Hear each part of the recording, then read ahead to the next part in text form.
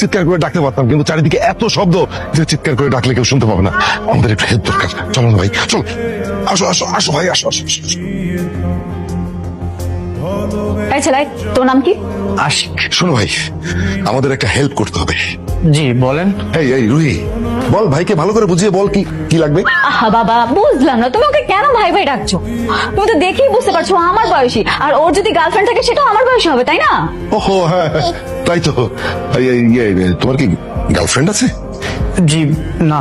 কি, এই যুগের ছেলে তোমার গার্লফ্রেন্ড নাই? তুমি থাকো কিভাবে?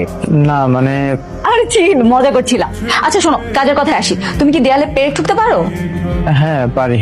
বাহ, গুড, তাহলে তো কাজ হয়ে গেল। আসলে হয়েছে কি, আমার বাবা হাতে ব্যথা পেয়েছে, সেই জন্যই আমাদের একজন লোক দরকার ছিল। এত কিছু করেছি এই জন্যই। যেহেতু তুমি দেয়ালে পেরেক ঠুকতে পারো, তাহলে কাজটা তুমিই করে দাও। আসো আসো আসো, আরে আসো না। দেখে কি মনে হচ্ছে, পারবে তো নাকি